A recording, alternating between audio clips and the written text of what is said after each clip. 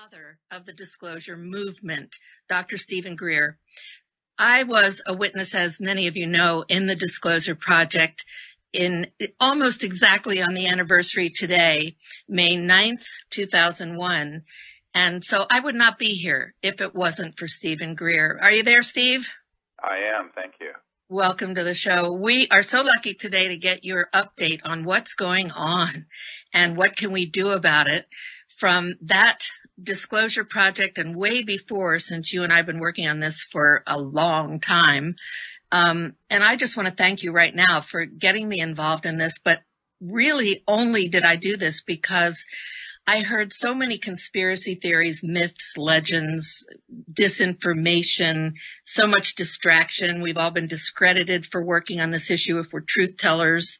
And it's leading to destruction, maybe even extinction of our own human species. And you have been, to me, the champion of telling the truth, of not doing it from just side research, quoting other people, but from your own experience in bringing credible people together on this issue. And I just honor you. I know we all do.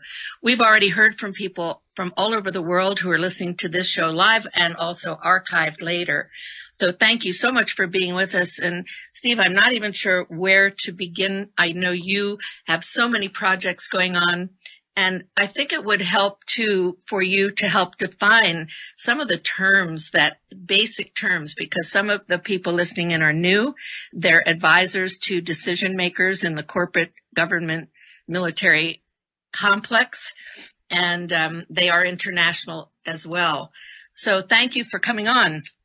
Well, I appreciate it, and I really want to thank you for your courage all these years for speaking the truth about these issues. And I remember when you first came forward, it was difficult because this subject dealing with so-called UFOs, which is a misnomer to begin with, has been so carefully by the intelligence community ridiculed and put into a compartment of kookiness. And not only that, but they've then put out information that's completely false that discredits the subject. So when serious people try to deal with this issue, they tend to get tainted, and it takes a tremendous amount of internal integrity and courage, which you have, to have spoken the truth on this. And I appreciate it very much. First of all, I think we have to define some terms, as you mentioned. In my opinion, UFOs don't exist. Now, what I mean by that is that term was concocted by the intelligence community after they figured out that they were extraterrestrial vehicles, and after they already had studied the energy and propulsion systems, what the top secret document from Canada called the modus operandi of the spacecraft, and by 1954 had mastered gravity control. And I want to repeat that. October 1954, gravity control was mastered. And what that means is there's a huge amount of confusion in the public and even with the political leaders on what's ours, what's extraterrestrial, and who's doing what. And to sort this out has been literally 25 years of research and, well, frankly, over $10 million of my own funding and income gone into trying to figure out who is doing what and what the real truth is. And most of the information that is put out to the public on this subject is disinformation that's been carefully designed, as you rightly pointed out in your testimony, that Werner von Braun warned us would be a sort of fear-mongering paradigm about the issue about intelligent life in the universe. And I think that if anyone wants to, they can go to our website, SiriusDisclosure.com. It's SIRIUS, like the star system, disclosure.com. And you will see that we have links to several dozen military and intelligence and corporate witnesses like Carol Rosin. And these are people who have all signed oaths that they would testify under oath with penalty of perjury before Congress if they were not telling the truth. And I have personally interviewed now over 700 such people who have given me information, but not all of them want to come out publicly. What what we need and what we're doing right now is the campaign that ends the secrecy once and for all and exposes the big lie. And the big lie is that there's a threat in outer space that we need to put weapons in space for, and in fact have already done so, and that we need to be afraid of. One of the big problems has been, in my opinion, Carol, is that the whole UFO subculture has become so whacked out with conspiracy theories and rubbish that the truth has been very hard to get to. Back in 1994, I began to have people who were deep inside the national security state, provide information to me who have since, some have come forward and some have not, and like yourself have come forward, that in fact, for decades, dating really all the way back to the 1950s, they had planned to use this subject, and I'm quoting from a CIA document I have here from 1953, for its psychological warfare value. Let me repeat that, for its psychological warfare value. So, and this is an uncontested CIA document that I have. So when I began to do briefings for high-level people like the director of the CIA for President Clinton and the head of the Defense Intelligence Agency, the three-star General Patrick Hughes, and Admiral Tom Wilson, who was the head of intelligence for the Joint Chiefs of Staff, members of the Senate Intelligence Committee, and others, what I found is that there were two categories of people in government. One were people who were part of a very deep project, which we call an unacknowledged special access project, that was illegal, unconstitutional, and had gone completely rogue. And that happened in the 50s on Eisenhower's watch. The other were people of similar rank. It could be the President of the United States. It could be a senior senator on the Intelligence Committee. It could be a three-star general. It could be the director of the CIA. And those people were deliberately being lied to because they were analyzed and found to be not willing to go along with the agenda of the secrecy.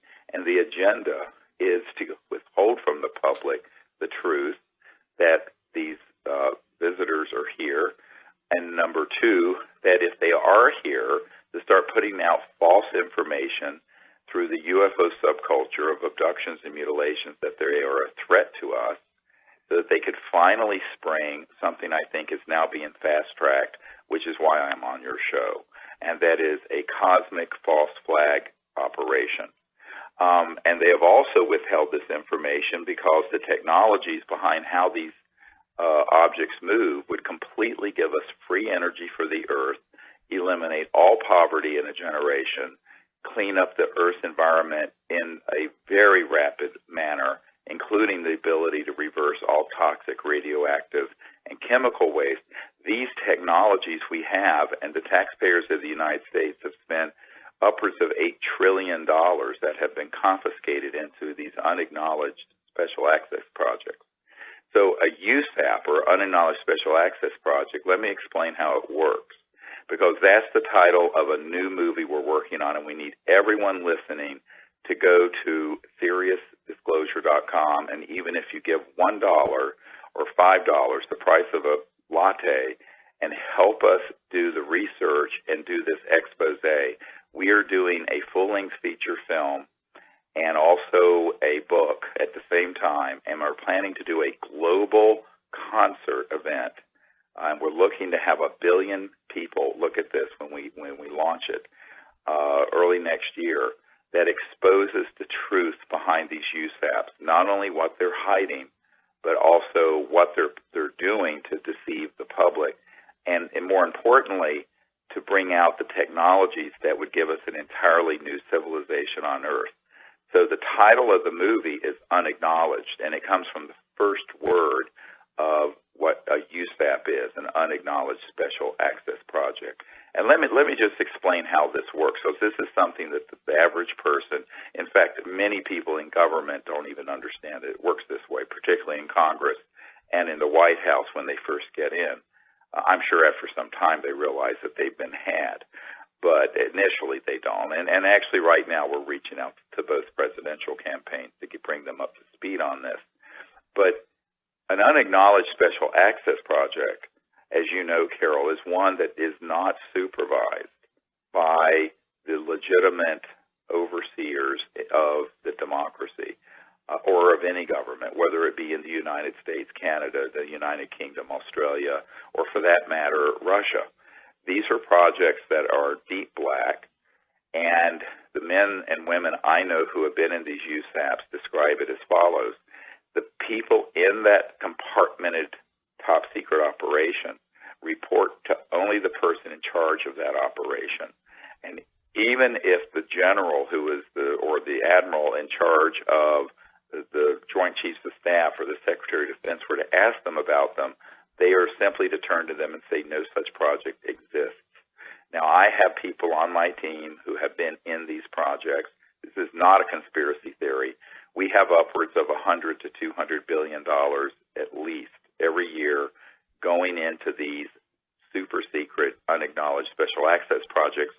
And the way that they operate is, quite frankly, without any accountability to the people, but also without any accountability to the government oversight capabilities, which means that they are illegal and they are rogue. So between 1993, when I first briefed R. James Woolsey, the director of the CIA for President Bill Clinton, and 1997, we had concluded that this entity dealing with this, which has been called MAGIC, the Majority Intelligence Committee, they have been operating since at least the 1950s without the full oversight of the president or the consent of the representatives of the people in the Congress, and that they have then replicated that model throughout other countries. And this illegal cabal is really running the earth into the ground. And you mentioned an extinction level risk. And I'm going to talk about that during these 2 hours, not to frighten people, but to make people understand it is time to get off our hands, stop sitting on our hands. We've got to come together and unite and do something about this. The unacknowledged special access projects, or USAPs, the way that they have operated and the funding mechanisms they have are going to be exposed in this new film. And we are going to not only expose it, but we're making a call right now and doing the research for people who are whistleblowers. So anyone who has been in any of these projects, who knows how they operate, or who has dealt with the so-called UFO issue, either the ET end of it or the man-made electromagnetic devices, or the deceptive aspects of it, i.e. the stagecraft that goes into hoaxing abductions and mutilations, which, by the way, I have interviewed more than a dozen people who have been on hit squads, for lack of a better word, who have abducted humans to make it look like, quote, aliens were doing it. This is not a theory. This is absolutely fact. And yet the public, through the media and the UFO subculture, really believe there are aliens abducting people, et cetera, and so on, and that they're mutilating cattle for no good reason. What people have to understand is this is all part of the psychological warfare value of the subject, to create the specter of fear so that at some point people would accept the cost in blood and treasure of an interplanetary war. Now, let me explain that again.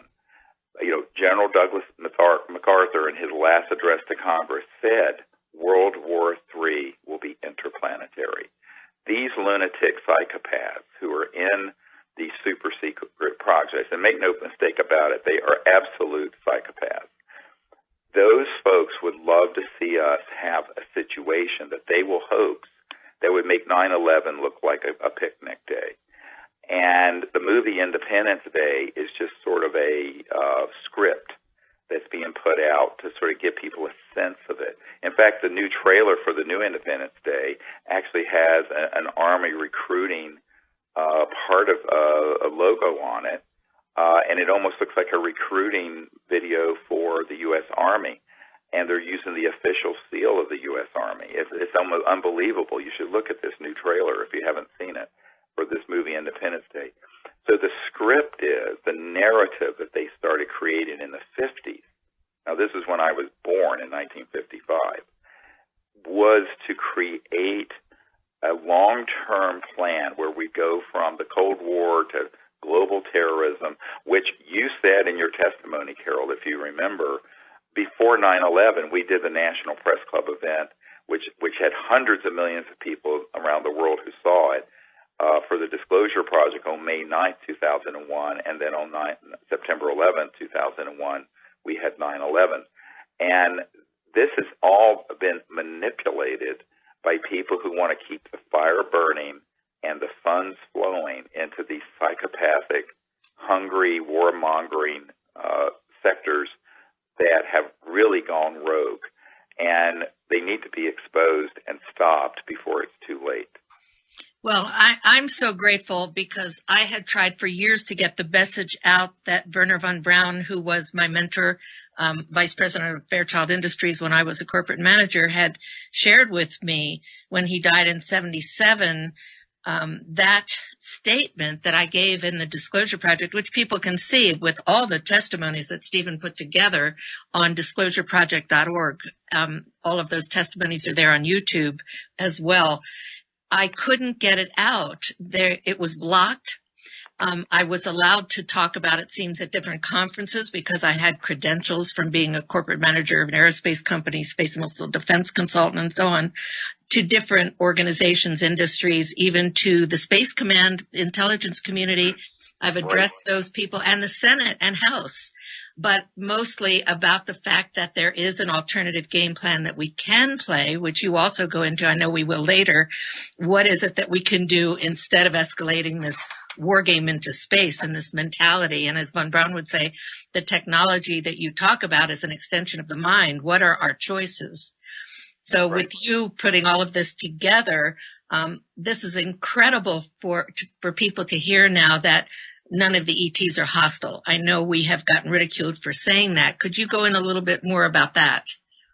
Well, what I say to people is that this is part of the big lie, is to present that there are good ones and bad ones, and we need to unite around and have this sort of interplanetary war. Ask yourself who would benefit from this Manichaean world, the military-industrial complex. The way that demagogues seize power is through fear. Fear is how you control the masses, whether it's through religious demagoguery, political demagoguery, all the different isms out there. It has nothing to do with freedom. It has to do with controlling the masses.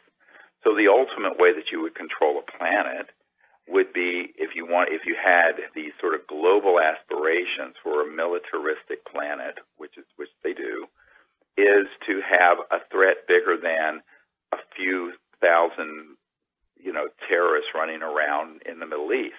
You need to present a bigger problem. And so that's what they have concocted. Now, I want to talk science for a moment. I mean, I know this is, you've had a science background, Carol, and I don't want to get too arcane here, but, and not only just science, but logic. Let's say you're an interstellar capable civilization, meaning you have the technology to go from one star system to another star system, okay? You're not using, what Elon Musk is doing at SpaceX, these primitive rockets that Wernher von Braun first started using in World War II in the 1940s. This is really primitive junk. All right, you're dealing with trans-dimensional physics, physics that go beyond the crossing point of the speed of light, and that allow for objects to move from one dimension through other dimensions from one point in space-time to another point in space-time. Let's say a star system in the Andromeda galaxy that's 2.5 million light years from here. Well, at the speed of light, it would take 2.5 million years to get here. You couldn't do it. No one's going to live 2.5 million years. So the physics behind this, by the way, are very well understood. We understand them.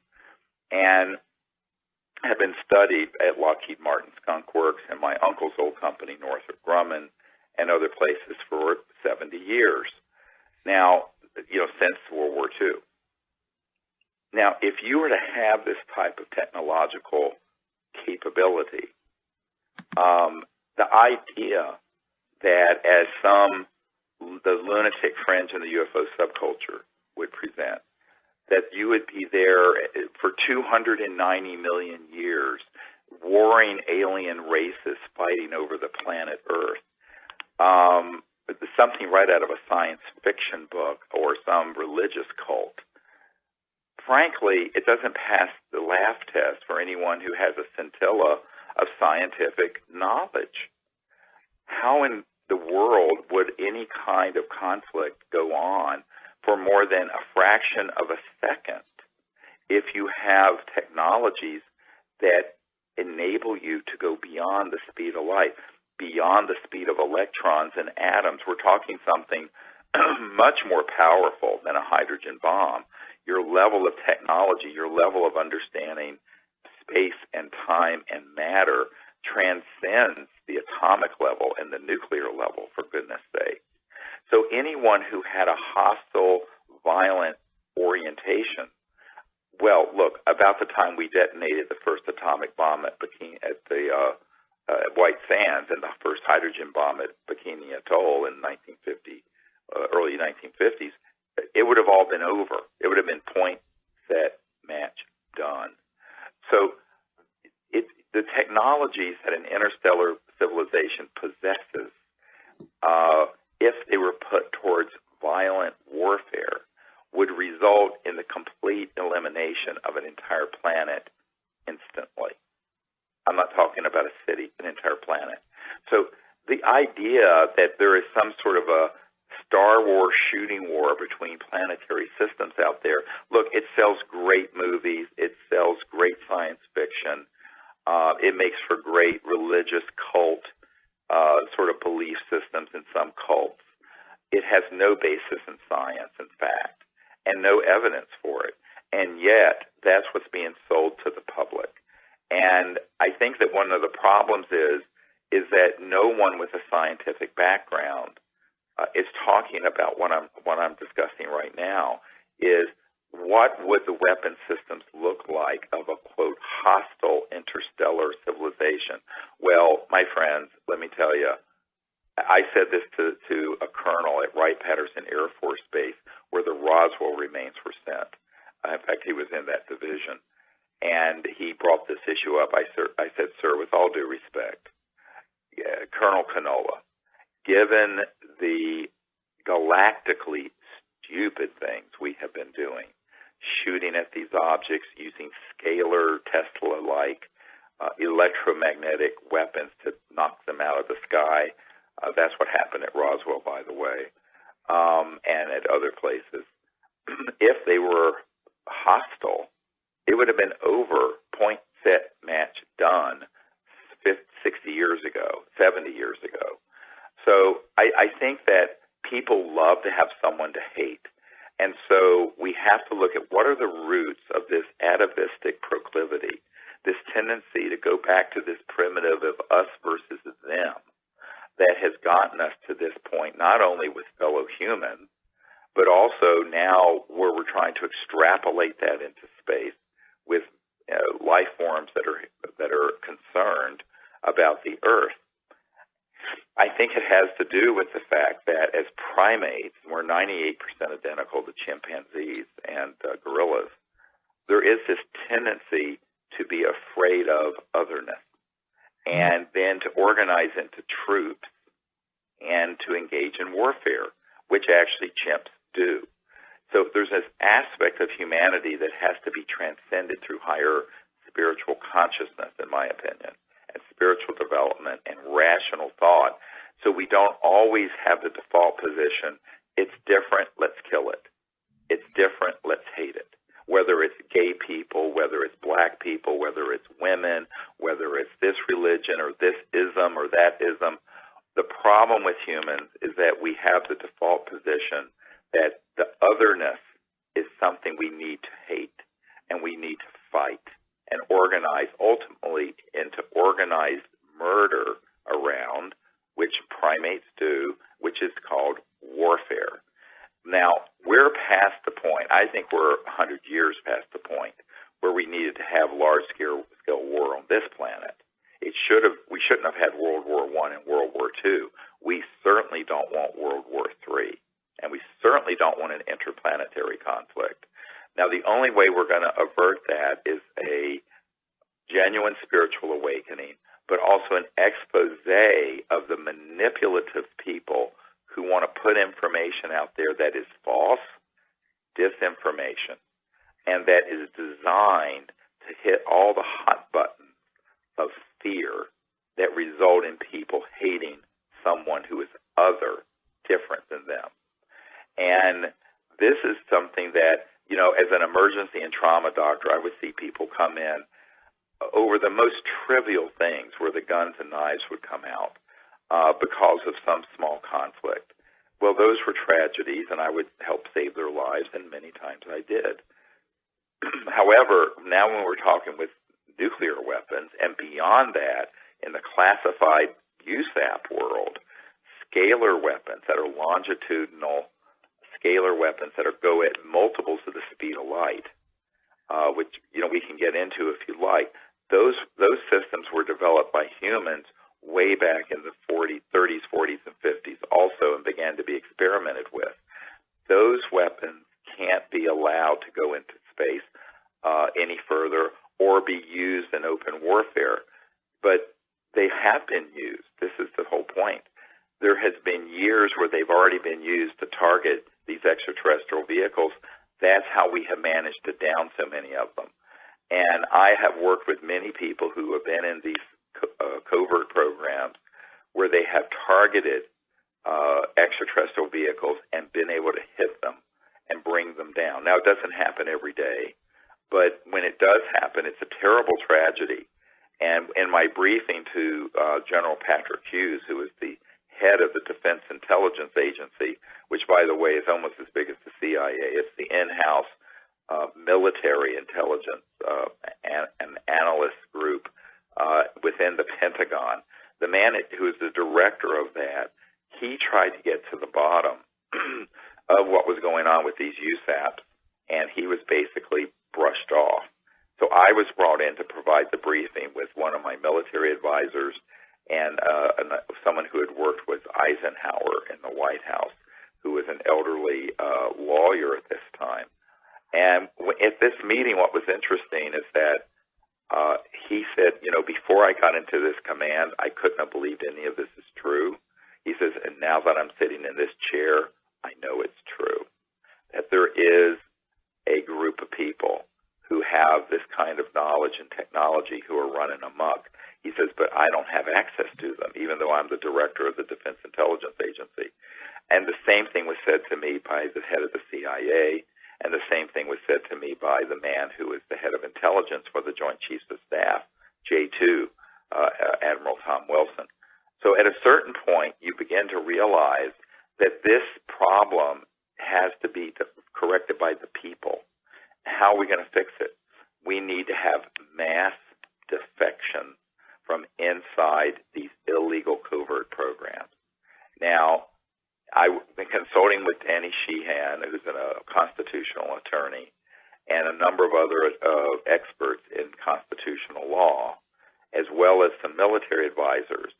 What I devised in the 1990s was a methodology for doing this. And I want to be very careful because on this show, I'm asking right now for people to defect from the corporate world, the intelligence world, and the military world, and to go on camera with their testimony, documents, and evidence about all of this. And the way that we secured their release from their national security obligation is that by the time late 1997, early 1998 rolled around, we had made the assessment and has had it confirmed from the level of the president on down And in fact, I had been green-lighted by the head of intelligence for the Joint Chiefs of Staff. My friend and your friend, Dr. Edgar Mitchell, was at that meeting with Admiral Tom Wilson when Admiral Wilson, turned to me personally and said, if you have people who can come forward and expose what is going on with these illegal projects, you have my blessing. Do it. He says, because they won't give me access, and I'm the head of intelligence for the Joint Chiefs of Staff of the biggest military in the world. And I said, yes, sir, we'll do everything we can. Because I had asked him, would he help us? He says, they won't give me access. Carol, I had given him a document that's a National Reconnaissance Office, NRO document, that runs the super secret spy satellites that are in space, and some of them are already weaponized, I hate to tell you, and they're killer satellites. Well, he said to me, look, Carol, the Admiral in his office in the E-ring of the Pentagon said to me, I found one of those compartments that he recognized the name for it on this secret document that I had provided to Obama and to him and other people. And he said he got hold of that compartment, this super secret operation, and said, look, I am Admiral Tom Wilson. I'm J2, Head of Intelligence, Joint Staff. And the person on the other end of the phone said, yes, sir, we know who you are. And he says, well, I want to be read into this project, briefed on this project. Military says read into. And they said, sir, we cannot discuss this with you. And he says, why not? They said, you don't have a need to know. And he said, God damn it, I'm the head of intelligence for the Joint Chiefs of Staff of the United States. How can I not have a need to know? And they said, sir, we will not discuss this with you. And they hung up on him. So this was before I got to the meeting, because I had sent this briefing dossier prior to Edgar Mitchell and me going to the briefing. So what he said to me is that, he says, they are blocking me from doing anything. And he says, what I have learned is that the best thing I have in my weaponry is a B-2 stealth bomber.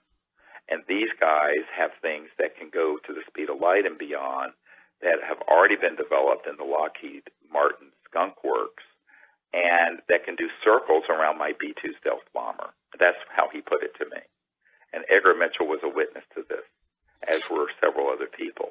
Edgar Mitchell was so inspired by you, by the way, that we connected in 1974, and I'm updating a book that he and I wrote way back then that has a lot of this kind of story in it, including honoring you, by the way. And we have documents like this. You have a lot. And I had testified before the Senate with the document that was the strategic moves for how to educate people, how to hoax this whole thing. And yet we still have, Steve, these politicians coming out. Oh, you need to send me that document. We'll put it in the film. Of course I will, yeah. And I'm very concerned now about the decision makers, the politicians, the candidates who, even if we give them these documents, how do we get them to come around and make the decisions that we want? Thank goodness you're producing.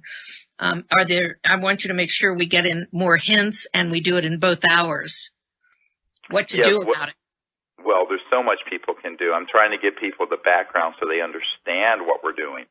Mm-hmm. So what we did following this was to do what's called a UNOD letter.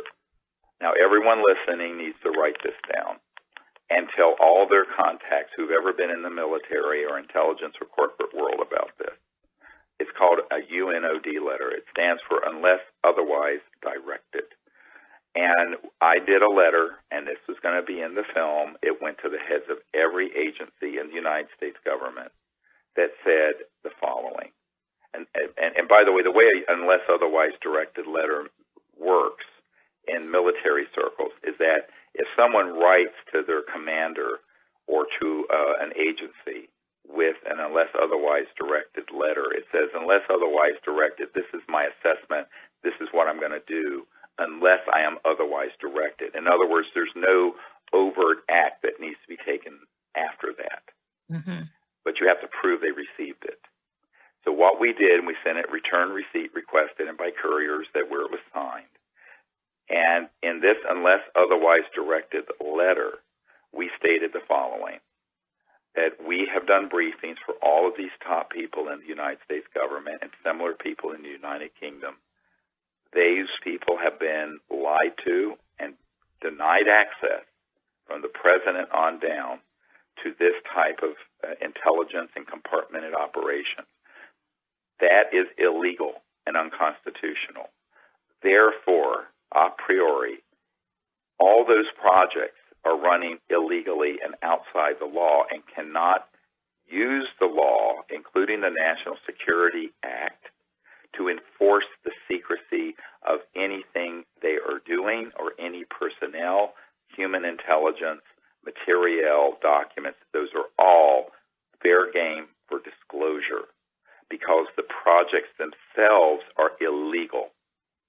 And unless otherwise directed, we are going to start bringing forward, and this is what we did with the Disclosure Project, top secret documents, top secret testimony, people who were in these unacknowledged special access projects, people who had signed security oaths, and they are exonerated forever from any penalty under law because the project that is the people who are managing these secret projects are doing it in a way that is illegal and unconstitutional.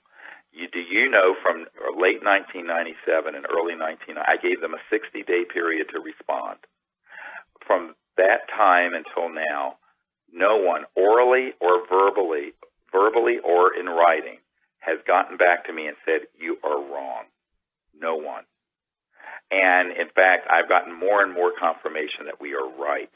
What this means is anyone who's at the Lockheed Martin Skunk Works Cube in the high desert underground in California, anyone at SAIC, anyone at MITRE Corporation, anyone at Booz Allen Hamilton, anyone with Northrop Grumman, Boeing, anybody with the CIA, NSA, Department of Defense, any branch of the military, et cetera, and so on, in this country or in our ally countries that have information, documents, material, physical proof, you can bring it to me and we will disclose it. And you are not going to be subject to any penalties. Now, this takes courage, but that's what people have been doing. You were courageous. Other people have been courageous. We need to have this is when I say that we have launched the campaign that ends the secrecy. We're not doing a campaign to ask the political leaders to do something because they're the emperor that has no clothes. We, the people, are going to do it because we, the people, have been asked to do it by the head of intelligence for the Joint Chiefs of Staff of the United States of America, who was himself blocked from these projects. So this is what people have to understand. They have to listen very carefully with what I'm saying. I'm being very, very precise in what I'm saying. So this unless otherwise directed letter has never been contradicted, ever, and nor can it be. Because if anyone tried to enforce the National Security Act on anyone coming forward with this information, we would take them to court. And even if it was an in-camera proceeding, we'd be able to prove that there were these high-ranking people in both the Congress, the White House, the Pentagon, and CIA that absolutely were denied access and were lied to, actively lied to in real time while they were in office, not as former CIA directors or former members of the Senate or former congressmen, but when they were in those positions of responsibility. And it's not one or two, it's dozens of them that I have met with. Now, there are a lot of posers out there in this disclosure movement who claim they're a lobbyist for the UFOs and this and that.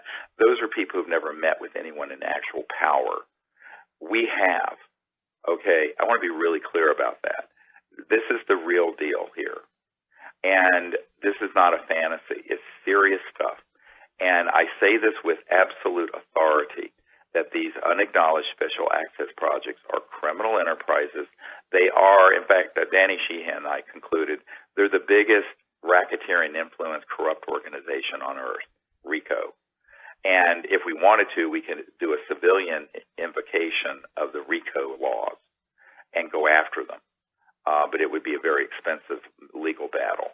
It's better just simply to say, okay, this stuff, boom, all hits the light of day. And so what we're doing with Unacknowledged, both the film and the book, and with the movement that will continue on and on and on into the future, this isn't a one-shot deal, is to have a steady level of defection to people who are patriotic for not only their country but for humanity, and bring out the truth about this. So we want people who are whistleblowers, who know about any and all aspects of this, and there is a special contact box at our website, which is SiriusDisclosure.com, SIRIUS Disclosure.com. And if you want to see some of our videos, you can go to our YouTube channel, which is youtube.com/S, like Sirius, S Disclosure. So it's youtube.com, S Disclosure. And if you want to contribute to the film, the movie, and the movement, it is fundraising.SiriusDisclosure.com. So we need help from millions of people, really. This is a huge movement that we need to launch, that we have launched already, but that we want to go to the second big exponential burst of disclosure on this, because Carol, we're running out of time. Because, when you came forward in 2000 and gave that interview, and then in 2001 at the National Press Club, 9/11 hadn't even happened yet. What you said was so prescient and predictive. Well, and of course, part of your testimony was that Werner von Braun talked about the hoaxing of an alien threat in space by these psychopaths, military-industrial, warmongering nut jobs. And frankly, now we're seeing the signs everywhere that this is being fast-tracked. And in the last few months, in the last few weeks even, we have seen indications that they're going to try to fast-track this, and the only way to avert it is to expose it in advance. Imagine if someone had exposed what was going to happen on 9/11 before 9/11 happened. You see what I'm saying? That's what we've got to do. It really is. I mean, I don't want to be melodramatic.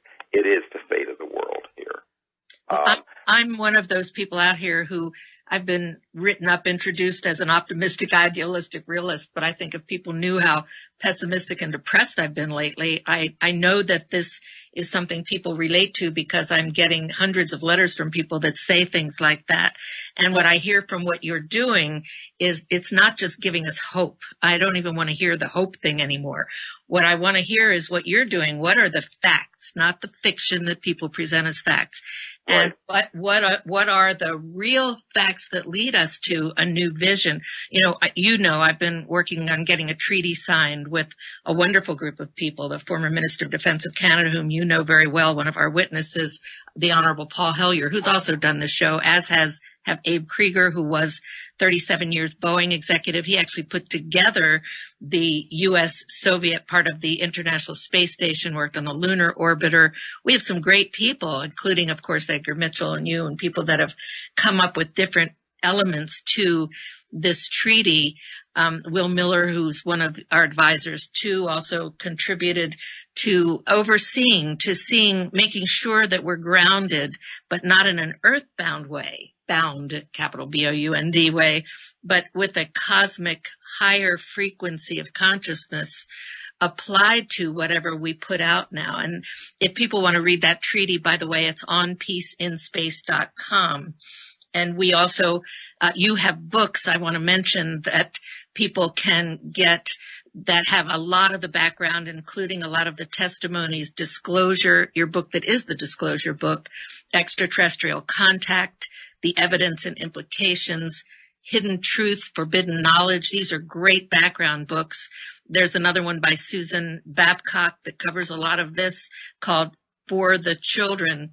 And these are some background pieces. That one has some of my personal story in it too, but leads to where we're going with this, which is the truth-telling of this issue, unlike it has ever been told before, without all the garbage that's, I think, is just the myth and legends, the things that people have quoted and pushed through the ufology kind of community, or the peace groups too, where they're blaming, the Nazis run the space program. Of course, they're all dead, but I mean, it's so much disinformation. And I think people also have to understand that there's been a long-term psychological warfare plan that has been worked very carefully by these folks to set up the psychological foundation for people to be afraid of or hate anything from outer space. It's been done through Hollywood, it's been done through video games, it's been through science fiction, but it's also been done through the UFO subculture, and it's been done by staging events. We know for a fact that a number of things have been staged that are been made to look like they were, quote, alien, that were 100% human. And this is done all the time. And I had a guy who worked for NASA said, oh, yeah, he says, if we have a classified object that's one of these anti-gravs and something happens, we'll just stage it and make it look like it was an alien thing that happened. And people will believe it because people don't understand what the head of the Lockheed Skunk Works, Ben Rich, said, what he meant when he said that we already have the means to take ET home. That, for decades we have had classified technologies that are in these unacknowledged special access projects that enable humans to have extraordinary transportation capabilities. And these technologies are real. It's not mythological. And they've been abused because guess what? Nobody is supervising it. The people don't know about it, and the people's representatives, except for a few that are on the inside, know about it. And the ones who have betrayed the public, who are representatives, they lie to their fellow representatives. For example, there is a Senator, John Warner of Virginia, who has been on this committee, this secret committee, who then would turn to his fellow senators and say, oh, pshaw, there's nothing to it. And I know for a fact this happens every day. I go to briefings. 2.5 years ago, I was at a meeting in the Great Barrier Reef where I was presenting this to 120 world leaders, and there were people there from the oil industry and the military-industrial complex who were embedded just to go behind my back to anyone I provided this positive evidence and proof of all this, and say, oh, no, this is all not true, and if it were true, I would know about it. And since I'm your buddy in this elite group, you'd believe me, wouldn't you? You see how it works, Carol? It's all affinity politics. So I think people have to understand how this secrecy, and we're going to expose in this movie how the secrecy has run and what the agenda is, and then we're going to show what the truth can do. But what's the point of exposing all this? Well, if we expose it, maybe we can avert World War III, number one. Isn't that a nice idea? Number two, maybe we can go into space only peacefully and have peaceful relations with these interstellar civilizations, which is the whole purpose of my work, is to create a higher consciousness and a higher understanding of an enlightened civilization. Maybe we can bring these technologies out to benefit the Earth's impoverished masses and to save Gaia from environmental destruction, so we don't have another Fukushima and we don't have to have endless destruction of our biosphere through fossil fuels and nuclear power, because we have something already developed that's better. And that's the other call I'm making. We want people who have operational zero-point or over-unity technologies. If you are ever going to come forward now. We have the backers to fund it if you need to have funding. Now, we don't want to hear of a theory. Don't contact me with a theory. I have file drawers full of theories. But if you have an operational system that is closed loop, meaning the output power runs the input power and it runs a net load of some significant wattage power, get hold of me absolutely immediately, and we have top people who will be in touch with you, and we will take care of you, and we will get this out and disclosed. And if possible, we'll have it in a stadium with the top artists and celebrities in the world in a celebration early next year, and we will disclose that new free energy technology to at least 1 billion people. That's what we're planning to do with this campaign. And we know they're out there, but people have to, again, step forward. It's time for people to understand we have a shot at this, because here's our choice.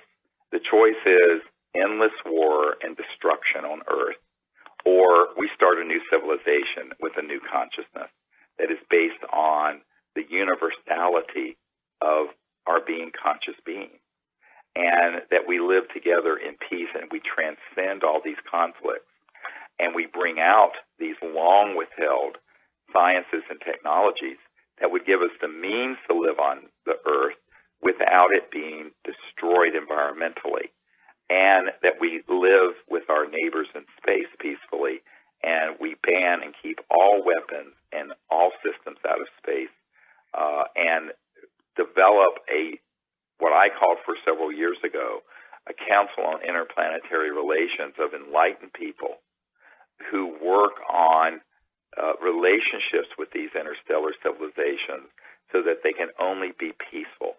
Now, let me talk about that for a minute.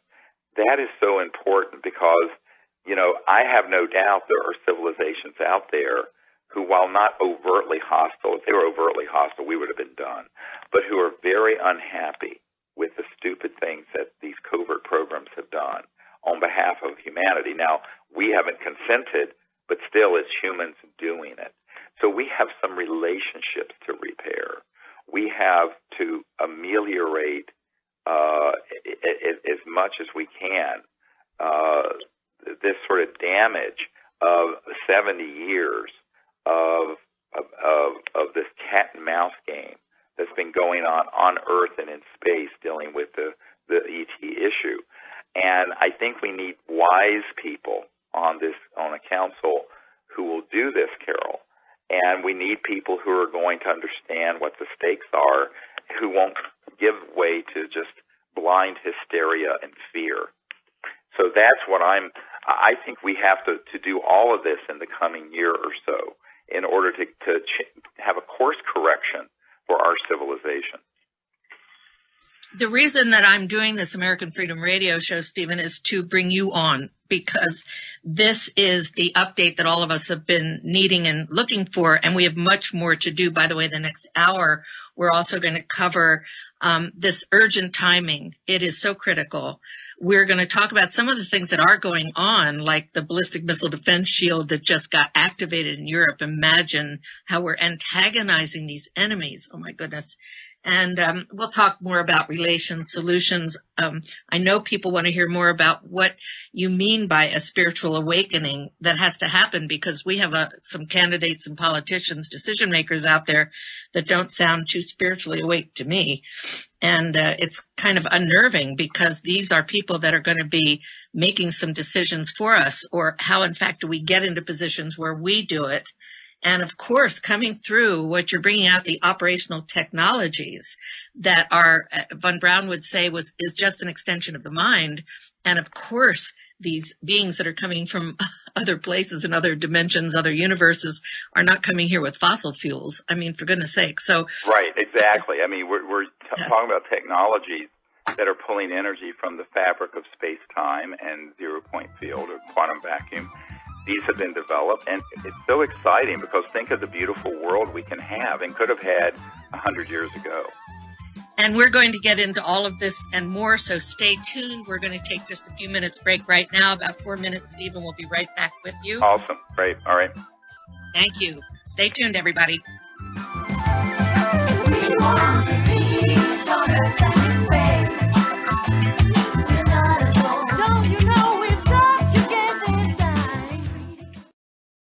No rules, no rules, no taboo topics, no taboo topics, no fear of doom, no fear of doom. We are American Freedom Radio, American Freedom Radio.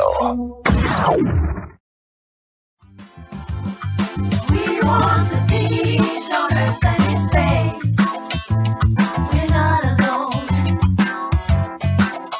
This treaty is the key, it's gonna open up the doors. Welcome back to the Carol Rosin Show, Part 2, May 13th, 2016, with the father of disclosure. Are we ever lucky? We're hearing the greatest update. I hope you heard Part 1. If not, go back to it. Thanks for coming back, because in this last segment here, we're going to cover a lot of different issues and topics that people have been asking Dr. Greer about, and it's all related to the timing, the exposure of the real truth, the facts about the peaceful uses of space that we can have, the treaty, the stories, but relations with Earth beings and space beings is such an interesting topic, because we're not getting along too well on Earth, Stephen. How in the world are we going to get our consciousness raised to be able to get along in space with the cosmic beings? What do we do?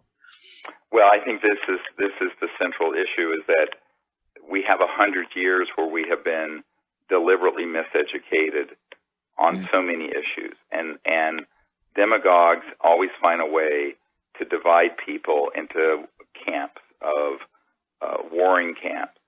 And so we first have to realize what is the foundation of interplanetary relations, but of human relations, now that we're a global civilization. Well, it isn't the color of your skin. It isn't even your level of wealth. It isn't the culture you're from. It's this very elemental aspect of, I call it the deep spirituality without all the religious trappings, and that is the aspect of consciousness and the science of consciousness. And that the mind itself, the cosmic mind, which has now been proven through scientific studies at Princeton with Dr. John, who I've spoken with. I'm working with Adam Curry, who is his protege. Mm-hmm. The conscious mind is actually an omnipresent field that connects all of us. And this is where, you in the meditative state, when you go into deep and silent meditation, and you end up experiencing this non-local mind, the aspect of the mind that's everywhere, that is a real experience that humans have had since the dawn of humanity. And that, if we begin to look at it, is the foundation for us understanding. When you look into the eyes of another human, the light of awareness is there, and that awareness within that person and yourself is a singularity. As Schrodinger said, he said in 1908, and this is the father of modern particle wave theory and quantum mechanics. He said, Erwin Schrodinger said, the total number of minds in the universe is one. That is, it's a singularity. Well, now it's been proven through different scientific, very well-controlled tests that is actually the case. So an extraterrestrial person, let's call it a person, is conscious also.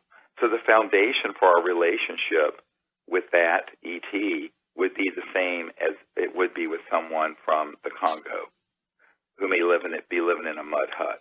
They are conscious, sentient beings.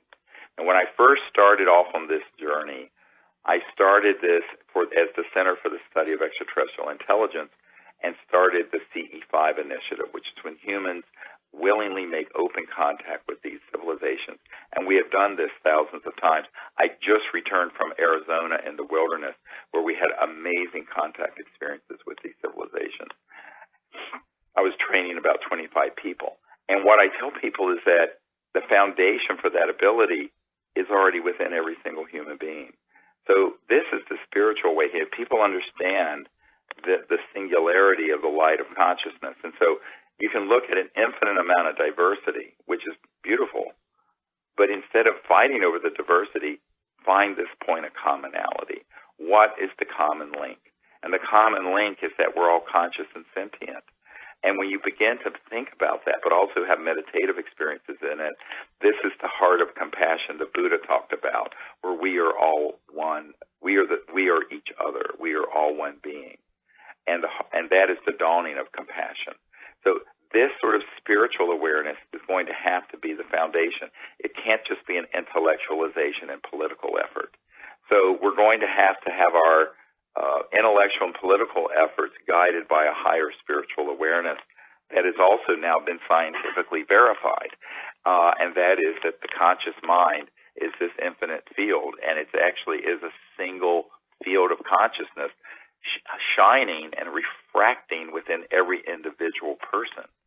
And so when you begin to think about that, oh, well, not your individuality isn't the same as someone else's, but the light of consciousness whereby you are awake, that awakeness, that essence of awareness, that is one. And so understanding that is a beautiful thing. And that's what we have to also bring. So imagine this, what we're wanting to do. Now, we've engaged one of the largest producers in the world of big outdoor concerts and festivals. Imagine early next year having, if we can find one, a free energy device on the stage. And then we have this random number generator system hooked to lights and consciousness on the stage that prove non-local mind, and an expose of all these secrets. And it's with the biggest pop stars and rock stars and celebrities in the world in a global celebration with 1 billion people watching. That's what we're planning to do, Carol. Oh, I'm picturing stage with all the stars and with all the people coming forward now that have worked so hard that are listening to the show on this issue, and Zero Point on the stage creating that whole reality. To me, that might be the only thing that also can flip, educate, give the experience to the presidents and decision makers of the world. Yes, of course. I mean, look, the leaders of the world, I've said for 25 years, if the people will lead and the mass consciousness change, the leaders will have to follow. This top-down business is a joke. And I have dealt with so many enormously powerful people, ostensibly powerful, who really don't have the power people think they do. And that includes the level of the president and these very high-ranking. The real power is with us. And so if we do the disclosure, if we bring out the truth, if we bring out the new paradigm, if we bring out the technology, then they'll go, oh, this is great. And then they'll provide, quote, leadership from behind. In other words, as someone said to me, on the really big changes in society, people who are in power always come in secondarily. It has to be the people who bring it in first. It's a joke to think that these leaders are going to come together and say, oh, we're going to do this. That isn't how change has ever happened, ever. And if you study history, all you have to do is study the history of how big change. I mean, the civil rights movement didn't come from the presidency and Congress on down. It came from a bunch of ragtag people who were marching together in Selma, who had barely any funding, that grew into millions of people. And then the I Am a Dream speech, and Baird Rustin, who was this closeted gay black man who was the brains behind it, helping Martin Luther King put together that movement from a little church in Atlanta or in Alabama. So what people have to understand is that we now have to do that on a cosmic level. And that the idea that somehow it's going to be some magic thing where disclosure of all this and all this change is going to happen. No, those people will come along when we, the people, get our act together on this. And I've been saying that for 25 years. The only reason I went to the leaders between 1993 and 2000, before you and I and others did this public disclosure project, was to offer them the opportunity to be part of it, and they took a pass. Why? You know why? Why? They didn't have the courage. They didn't have the courage to see this big of a change happen. I have met with so many people, and the bottom line it isn't money, it isn't power, it isn't your position. It's, do you have the courage of your convictions? Well, I didn't have the courage until I sat down with you and Emily. Emily really talked me into doing the disclosure project because it was my responsibility to do my little part. But I think it's ego. I mean, there's so much of a massive egomania going on, narcissistic oriented, which, as you know, is one of the most difficult things to deal with, narcissism. And so how do we get the courage up in these decision makers? I mean, listen to these candidates. If you say national security, yeah, I'm interested in the disclosure UFO issue because of my concerns about national security. Well, that's the code, of course, to escalate the war game. Or, Right. Let's build more wars and not get to know people and what's actually going on and destroy and rape and kill and put on uniforms and get put down as heroes to do it. It's ego. Right. It's ego, but it's also ignorance. But in dealing with this Yes. issue, it has a lot to do with courage. It's easier not to rock the boat. So we're talking about a change that, let's face it, in terms of the paradigm, A, we're not alone in the universe. B, we already have the technologies to go beyond the speed of light. C, these free energy technologies would get rid of every oil company, public utility, gas, coal, nuclear power, etc., and solar panel and windmill on the planet. Now we're talking hundreds or thousands of trillions of dollars in assets and a revolution macroeconomically like you have never seen. Wow, and I'm an educator by background, so I'm hearing your curriculum getting developed. Yes, and so what you have to understand here is that this is about having the courage to see a change happen that should have happened decades ago and has been forestalled with other agendas, the war agendas, control agendas, and ultimately it gets into macroeconomic control. And I talked to the Honorable Paul Hellyer, the Minister of Defense, former Minister of Defense of Canada, who is himself a macroeconomic expert, that this is where the rubber meets the road. It isn't about that there's some big boogeyman threat out there. It's about the fact that if the actual real truth was provided, not the false disclosure that I am afraid is being fast-tracked, because recently in the New York Times has been covering the Clinton campaign interest in this. The Army Chief of Staff gave a talk a couple weeks ago about the threats we're facing in the future, including little green men, the new rollout of the new Independence Day film with the Army logo and recruiting poster being embedded in the trailer. I see certain things happening where back in the early mid-90s, I wrote a paper, When Disclosure Serves Secrecy. In other words, we want a disclosure that's truthful and that leads to a peaceful outcome and peaceful interplanetary relations, and the release for peaceful use of these technologies that could save the Earth's environment and eliminate poverty on Earth in a generation. It absolutely is doable, 100% doable. There are other people who want a disclosure that is terrifying, that would be like 9/11, that hoaxes a threat from outer space, and that further entrenches the current macroeconomic and military-industrial order. So you couldn't ask for a more opposite type of disclosure.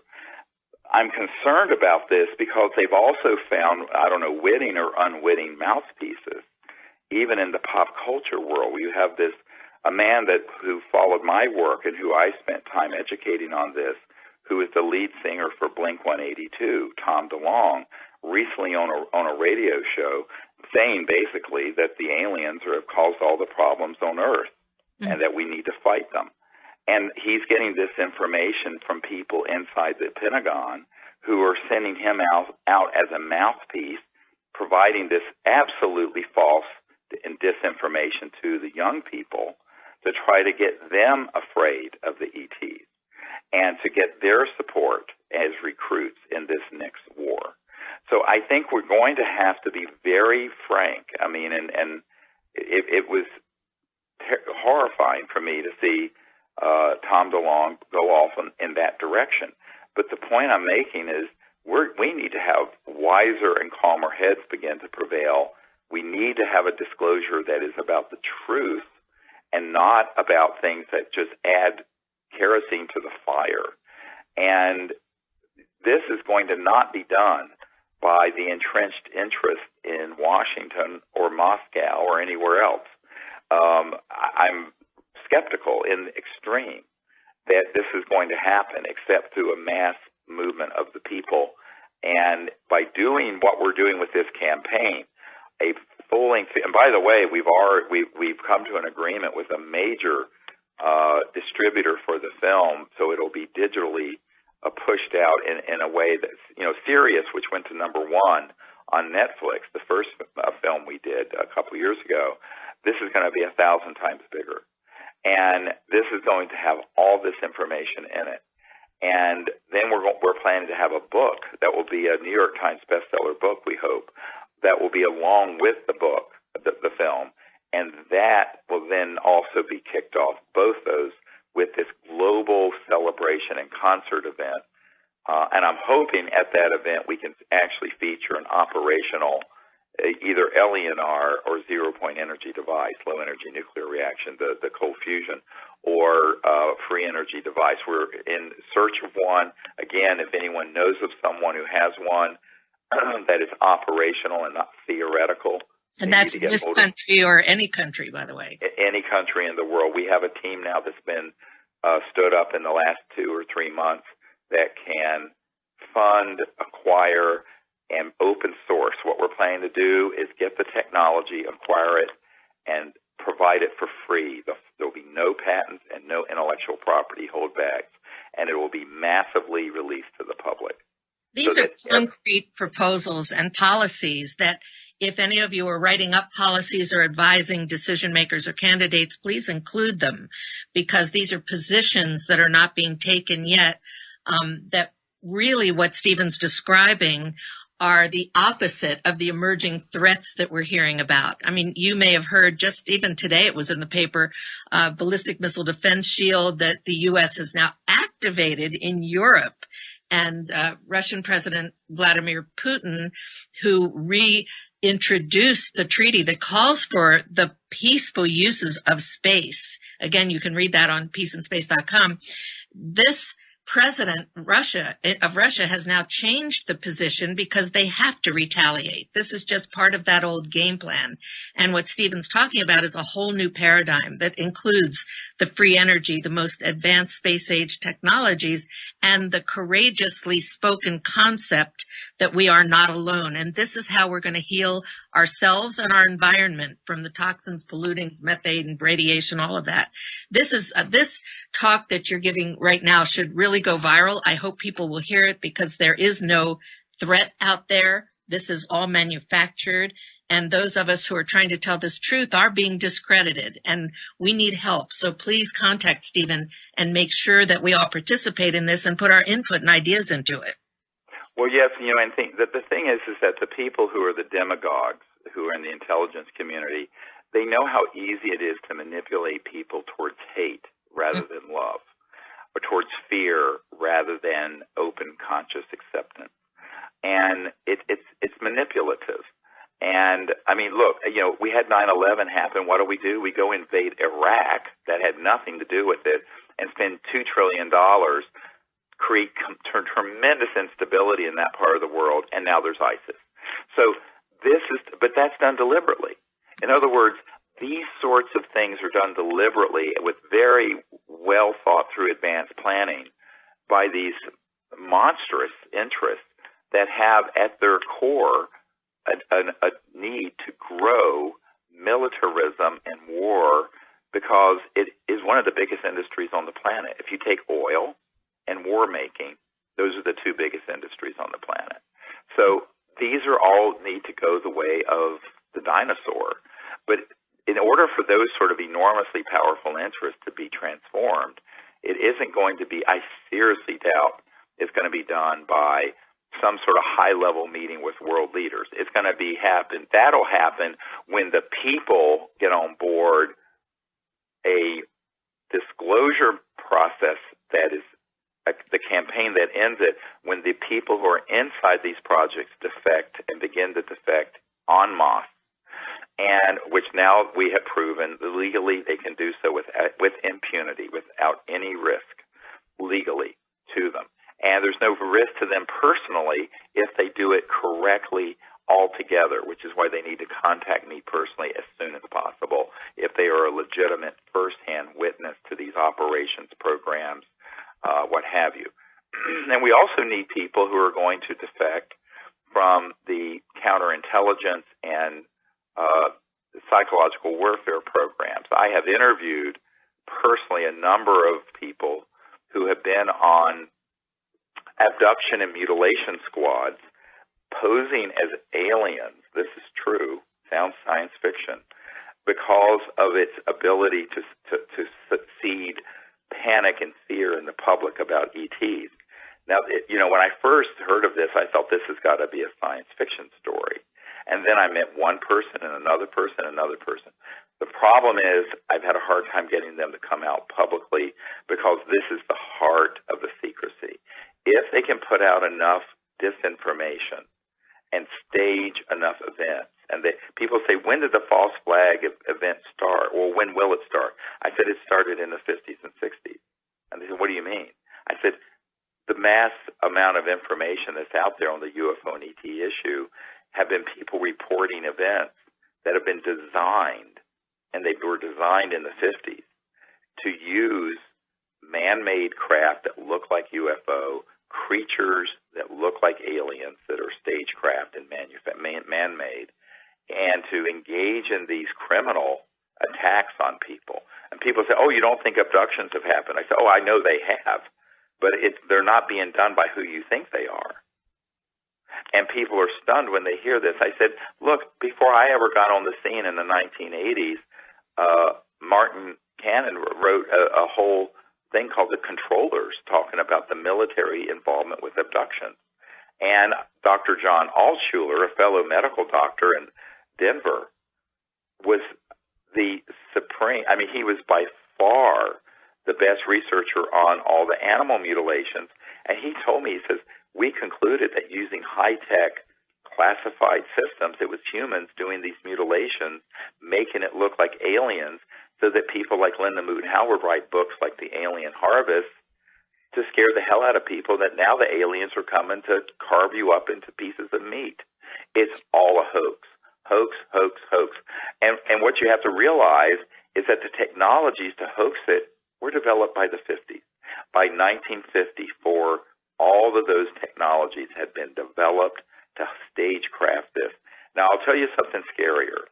And you don't know, this was before you got involved, Carol, but everyone needs to listen very carefully to this. In 1997, I had a gathering in Washington, and it wasn't open to the public. This was when we were still trying to get the leaders that you keep talking about to do something about this. And we had a meeting for members of Congress and senior White House staff at the Westin in Georgetown. And I had my initial, Edgar Mitchell was there. We had our initial group of witnesses who were whistleblowers. One of the men who was there was a man who had been on an interagency committee that back in the 70s, in 74, where he told me that they already had all the plans using man-made looking UFOs and other, quote, stagecraft. And he says we could hit a button and launch something that would look like Independence Day. He says everyone would think it was alien, and it's 100% this covert group staging it. And that's what he was going to testify to in front of members of Congress who were there. Congressman Dan Burton, the man who is head of the Government Reform and Oversight Committee, was there, who issued 1,000 subpoenas on the blue dress and I call it the blowjob heard around the world as silliness during the Clinton impeachment period. But he was there, all kinds of people from the House, the Senate, everything. The night before, so we had a meeting the day before so everyone could get to know each other and bond as a team coming forward and have the courage to do it. That night, one of his handlers from way back in the 70s and 80s surfaced, came to his hotel room, took him out to a secure facility out in Virginia, and basically forbade him and begged him not to give that testimony.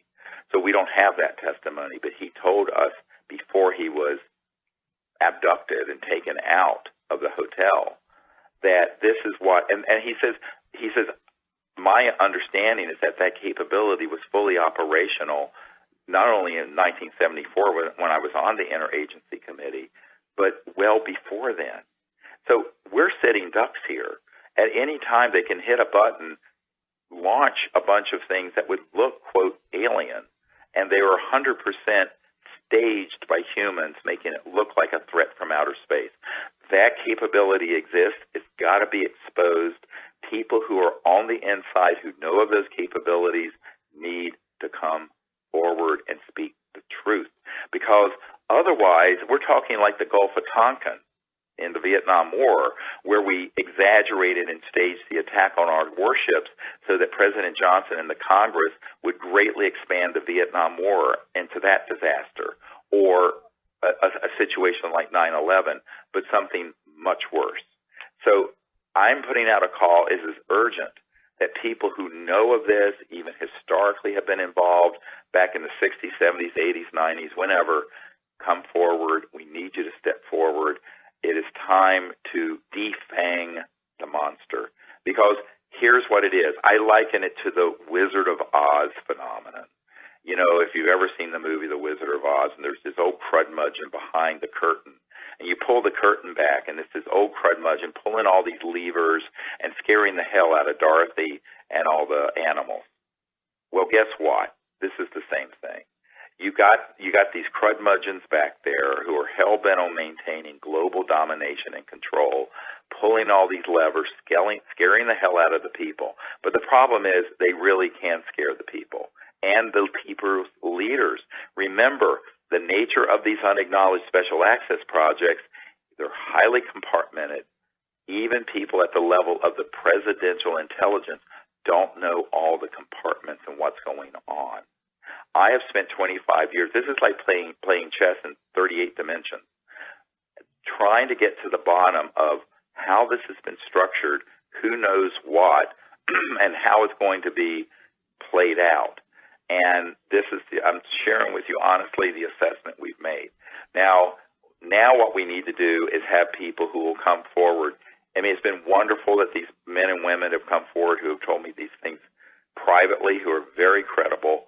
However, we need people who are going to say it on the record, and they need to say it in this film, on the book, and to the public. Because if you expose this kind of nonsense before it happens, it can't happen. Because it's like the Who when they said we won't be fooled again.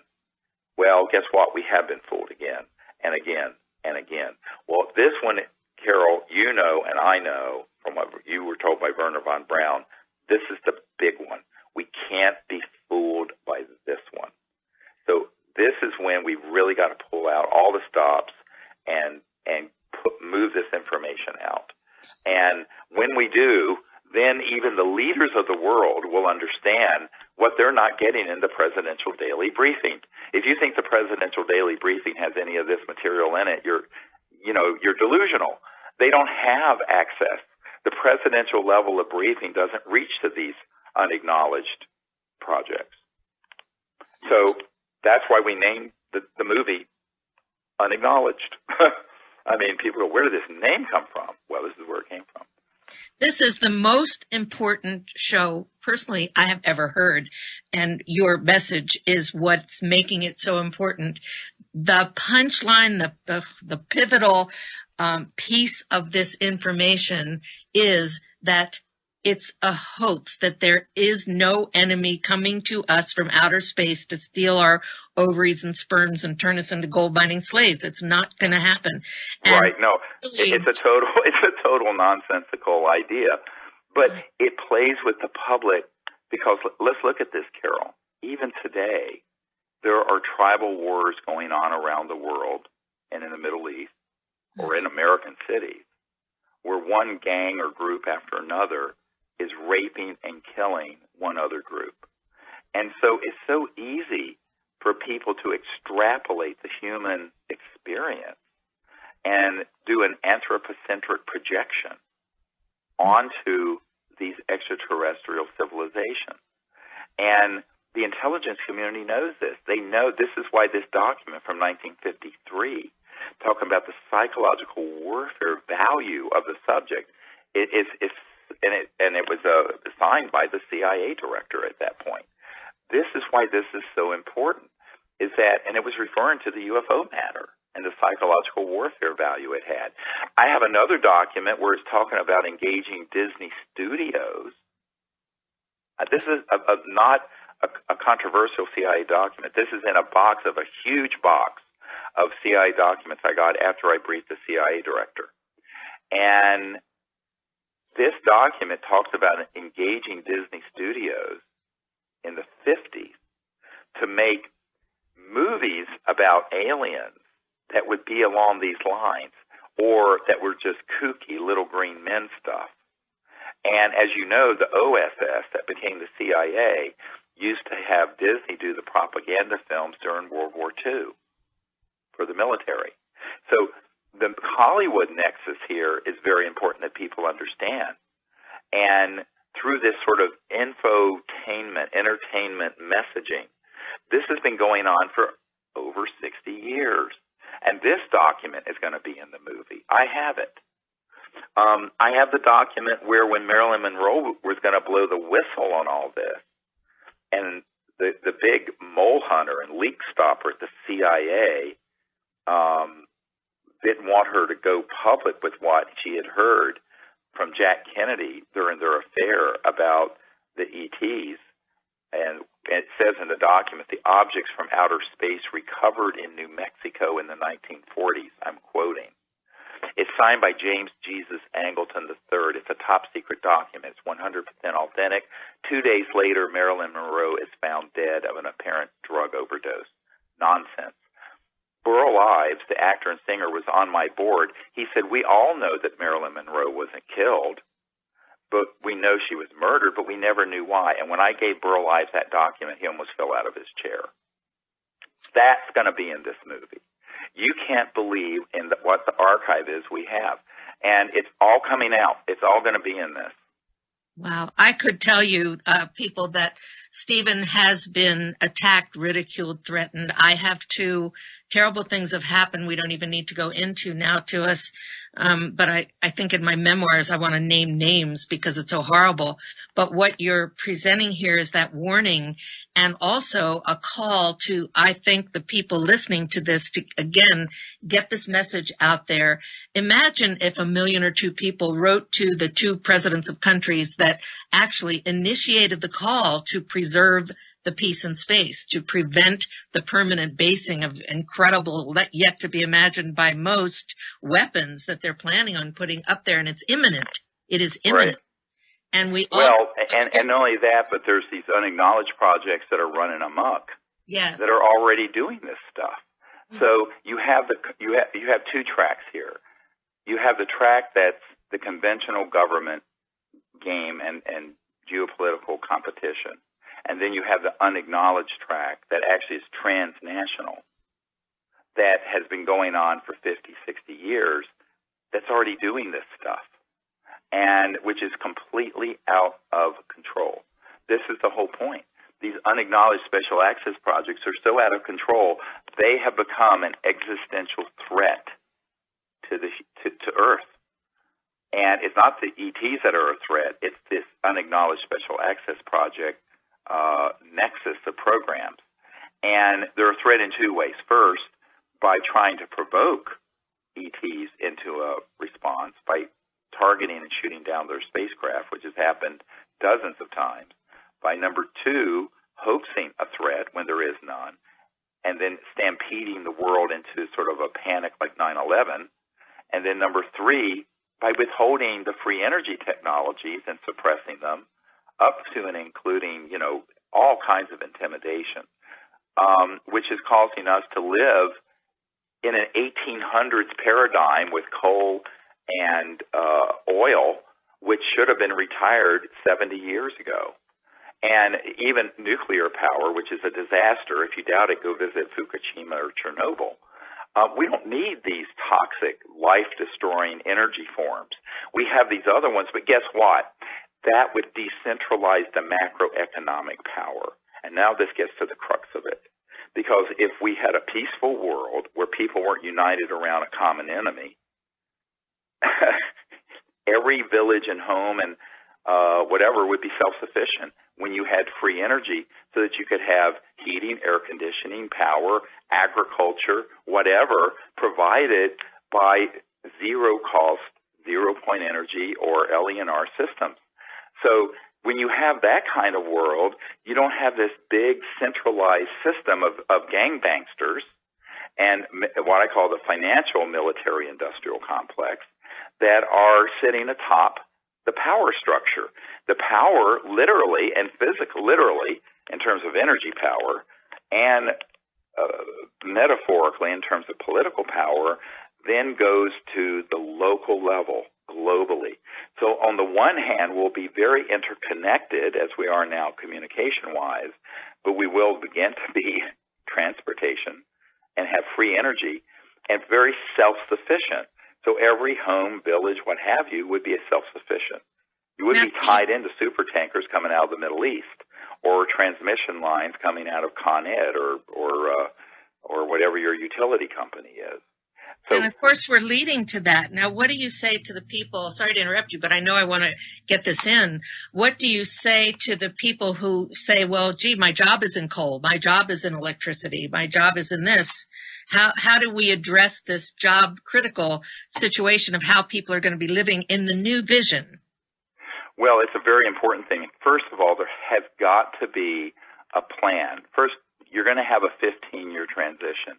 It's not like you disclose this information and every car and home in America suddenly has this. And this is the problem. We're running out of time to do it, Carol. I've been involved with 25 years of this now.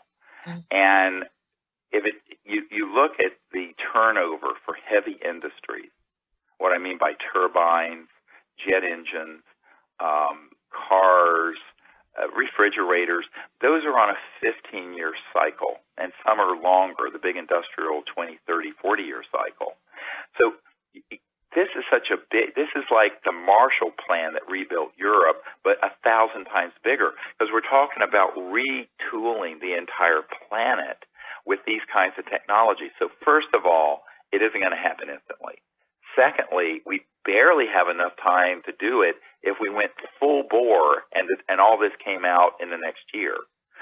Thirdly, where there is economic displacement, and there'll be, there's going to have to be a compassionate social support system put in place so that those people have transition income that support them at the level where they can live in a dignified way while they're being retrained into these new high-tech energy sector technology, which we have done a very poor job of doing. Look, I mean, it's sort of like saying we can't have the automobile because the people who made horses and buggies are out of business, or we can't have computers because Royal Typewriter went out of business. Well, Royal Typewriter did go out of business, but this is so large that we're going to have to set up a mechanism, and there's plenty. Look, when you talk about this kind of economic development, hundreds, thousands of trillions of dollars of economic wealth will be created when you have free energy, and you have the 50% of the world's population that doesn't even have indoor plumbing suddenly has this level of prosperity. The amount of wealth that can be created in the world is mind-boggling. We can have 1,000 corporations as big as Apple just to get this job done and get the transition done. So there'll be enough wealth that will be developed from this in terms of economic growth, because right now we're way underdeveloped. We're living almost like in a Dixonian world of soot and filth and 1880s coal-fired power plants and gas power plants and transmission lines. When we transition to this new system, the amount of wealth and prosperity will be such that I predict the average work week will go to between 10 and 20 hours a week. Full employment will be working 10 or 20 hours a week. There'll be time for creative pursuits, the pursuit of higher states of consciousness, and also the ability to put a social safety net so that no one is living in the kind of poverty we see in Appalachia or in the developing the so-called third world. But that has to be done as a matter of policy. And I think that, to say that we can't let this technology out because of the displacement in the relatively small percentage of people who work in the energy sector, it would be like saying you can't have the internet and computers because the people who made Royal typewriters would be out of business. It just isn't the way you develop a civilization. And besides the point, if we stay on the path we're on, we're melting both polar ice caps, the oceans are dying, we have global climate change, and on top of it, we have resource depletion. We have to do this. So it isn't a matter of if we do this, it's when. And the when should have been in the 1950s or before, but I wasn't around to do this, and neither were you. We have the situation we've been handed. So we have to be realistic and say, okay, now we're in a genuine global emergency. And all of these things are coming together. The interplanetary peace issue, the free energy issue, having peaceful contact, and this whole macroeconomic order that has grown up around a centralized energy and financial system that is inherently corrupt. And I think that this all has to get transformed, and we need a lot of wise people who will be working on this. But the first step in it is to do this expose, get the truth out, get it disclosed, get the technologies disclosed, open source it. Our policy is if someone wants to if they have it patented and they have one of these devices, we have people on our team now that can make the arrangement to buy them out. I couldn't have said that 3 months ago, Carol. I can say it now. So that is what's exciting. There has been a huge sea change in what we're doing because of the people who've stepped into this network, because there are people all over the world in the last year that I've been meeting with who realize how much trouble we're in. And so the good news is that we have the ability to do that now. We have people out here listening then are getting very inspired. I'm getting notes saying we should be publishing, everybody listening, because not everybody in the world can hear this. And right. Not everybody has the capability. I mean, someone from Romania just wrote to me and said, our little village is getting ready for the U.S. Defense Shield. The military people are moving in. I mean, this is what's kind of still going on. It's the old earthbound game. And sure. You're talking about a whole new cosmic reality and policy. It's a higher level of consciousness that's based on the real truth and facts, not just disregard my advice of all of the conspiracy stuff. It makes me feel physically ill sometimes to hear it. I know. And look at the new technologies. Go to the websites where you see innovations and start talking about them so we can present a new vision. And I think that's what you're presenting, Steve, that's just so brilliant. People can be self-sufficient. They can learn how to farm. It's a whole new way of life. Well, with these sort of technologies, you could have in the Arctic an agricultural dome, because the energy would be free, where you could have tropical fruits organically being grown in very cold climates in the winter with no pollution. So it's a total different world once you make this basic change, but that's why it's been kept secret. You know, when I was at Lawrence Rockefeller's ranch, where he hosted the Clintons in the 90s, and he took me out one night onto his deck where he had the original Remington statue of the Native American on horseback, and we were out there under the stars, and it was so beautiful. And he turned to me and he said, Dr. Greer, you know, the disclosure of all this, he says, it's so, the implications are so vast and so profound that no aspect of life on Earth will be unchanged. And I said, yes, Lawrence, that's why it's secret. It's because it is so. So, you know, it's axiomatic. The bigger the impact would be, the more the extreme secrecy, to the point of there being unacknowledged special access project operations, are stood up around the subject. So the ET subject, the UFO subject, the free energy, innovative technology subject, the 0 point, the LNR, those all have the same policies that are being run by these controllers. And that's what people have to understand. And the only way around it, I assure you, there is no president of this country or any other that's going to wave a magic wand and bring this stuff out. But the masses can. The people can. The people who have stumbled across this same science and technology, who have it sitting in their garage or lab, they can get it to us. We will support them, and we will bring it out, and we'll have every A-list celebrity in Hollywood at this event and the whole world watching. You want to refrain from the 60s, the whole world watching. Then it's over. It's a game changer because we expose the false flag nonsense. We reveal and bring out these technologies, and we say, okay, all these games and nonsense, let those be of the past. Let's start a new civilization with a new consciousness beginning today. And it has to be a global movement.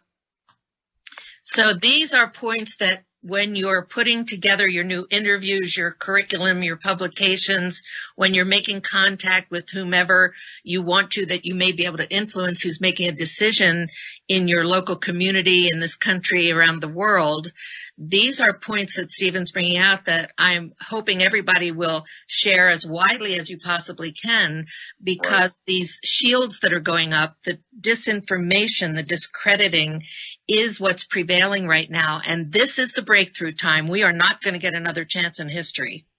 I agree. It's sort of do or die, and all the writings on the wall. When you have periodicals like the New York Times that have had an official policy of never covering this subject and about Hillary and John Podesta, her campaign chairman, dealing and talking about UFOs. When you have the Army Chief of Staff talking about the future battles with little green men, when you have the Army having its promotional stuff cross-promoted on the trailer for Independence Day, when you have, a rock star being fed disinformation about how aliens have caused all the problems on Earth and we have to go to some big war with them, that's a militaristic approach to this whole issue of space, talking on big radio shows and coming out with information and books and movies, you know that someone has pulled the trigger on what Werner von Braun, Carol, warned you on his deathbed about. That's what That's what I'm here to tell everyone. That's why I'm on your show today. Thank you. And the courage that you have and that we all have to have, and yours is courageous and it's contagious. And that's what I feel when I hear you too, because, my Space Careers book was just taken by two guys who write about space weapons, by the way, and all of a sudden it removed the quote by Andropov that said the Russians were ready way back in the days of President Andropov to sign a treaty for peace in space and to not test ASATs unless somebody else tested these anti-satellite weapons. That's all been removed, and now there's a new book that got updated with the title of my book without my permission. I've been erased from Wikipedia. There are little things that are going to happen to people that do come forward. Yep. But you know what? In a group like what Stephen's putting together, we're together in this, and that gives me and the courage and inspiration to keep going. Right, so thank exactly. You. Yeah. Yep. Now, what would you tell people as a quick summary for what they can do, where they can get in touch with you? Yes, well, we need everyone's help. Whatever you can do. And this is a publicly funded, crowd-funded campaign, and you can go to Sirius Disclosure, that's SIRIUS disclosure.com, and help us, even if it's every little bit helps. You need to become ambassadors in your community looking for these whistleblowers who are military, intelligence, corporate people who know about this. We need people who are out there who are scouts looking in their own local area for people who are innovators in technology who may have stumbled across and have one of these 0-point or free energy devices and who need help getting it out to the world. We are the launch vehicle for that. We need people to be networking in their communities and bringing those things to us. We need people to just spread the word about what the campaign is by putting it on their Facebook page and tweeting it and blogging on it and networking it to people in their community, because, it's not like we're doing this with some sort of $1 billion presidential campaign. We're doing this very grassroots and very organically, and so we need people to help do that for us and get the word out. Very good. And your website and your email contact information?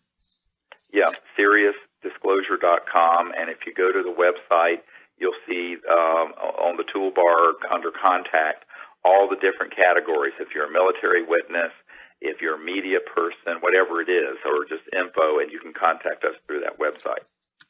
Okay, and mine is, of course, spacetreaty@gmail.com, and peaceandspace.com is the website. We have a chance now, folks, to build a new policy, a whole new curriculum for the world. And what I hear you saying, Stephen, is that we've been pretty earthbound in all the decision-making that's been taking place, and we're transitioning into this cosmic reality, the truth that you have championed getting out, and that I hope we can reach the decision makers of the world with, because they're coming from that same old place as far as I can see. Right. And now, if we have a chance to build a self-sustainable life based on space-age technology and information, these are places where all of you can go. But I want to encourage people, too, to do your own publications, do your interviews, use this material, this truth that Stephen puts out so freely, and help get the truth out, because we have been fooled. There are a lot of people out there saying, how are we supposed to know that they're not peaceful, that kind of thing. It's just that you've been fooled, and it's time to wake up. The time is urgent. Well, the other thing, you can't prove a negative. But what I tell people is that given what we can prove we have been doing, targeting these ET objects and all the nonsense, the fact that you and I are having this conversation and breathing the free air of Earth is the proof that they're not overtly hostile. Because if they were overtly hostile, it'd have been over before I was born.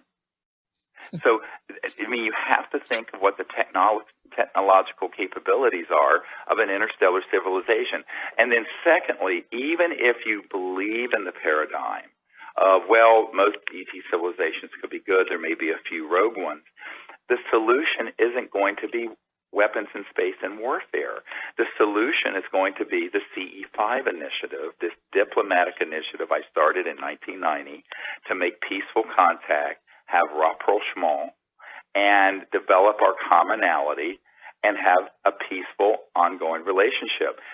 Either way, even if you're addicted to the paradigm of conflict, the solution is still the same. It's the same thing. And that's what people have to also understand. There is no solution to this through massive weaponization of space or warfare or conflict, because you're talking about technologies that are just extinction level technologies. And so we have to bring a whole new consciousness to this.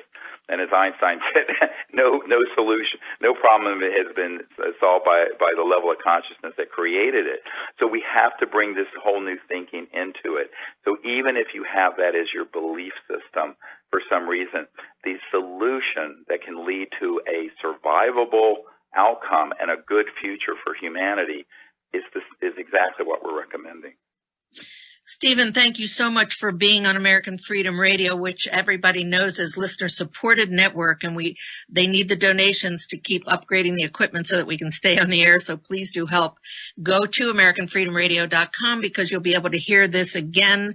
It will replay again at 3 p.m. Pacific time. That's 6 p.m. Eastern Time, USA, and it's archived on AmericanFreedomNetwork.com, the Carol Rosin Show.